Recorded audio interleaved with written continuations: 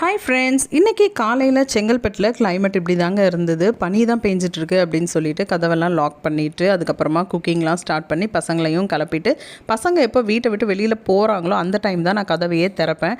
அந்த மாதிரி இருக்கும் கிளைமேட், அவ்வளோ சில்லாக. அந்த கிளைமேட் அப்படியே மத்தியானத்தில் என்ன ஆச்சுன்னா ஒரு 12 மணி போல் அப்படியே சேஞ்ச் ஆகிடுச்சு. நல்ல மழை, சரியான மழை பெஞ்சிட்டு இருந்தது. அந்த மழைக்கு இதமாக தான் சுட சுட நான் லஞ்சு ப்ரிப்பேர் பண்ணியிருந்தேன். பசங்களுக்கு காலையில் டிஃபனும் லஞ்சும் பேக் பண்ணிட்டேன். இன்றைக்கி மத்தியானம் சுட சுட சாதம் வடித்து எடுத்து வச்சுருந்தேன். இந்த மாதிரி மழை பெஞ்சாலே நம்ம மைண்டுக்கு வர்றது நண்டு குழம்பு, எறா குழம்பு, ரசம் இதெல்லாம் தான். எனக்கு ரசம் சாப்பிட்ற மாதிரி இருந்ததுனால நான் சிறுபருப்பு வேக வச்சுட்டு பூண்டு, மிளகு, மல்லி எல்லாம் தட்டி போட்டு சூப்பரான பருப்பு ரசம் வச்சுருந்தேன். வேறு லெவல் டேஸ்ட்டாக இருக்கும்.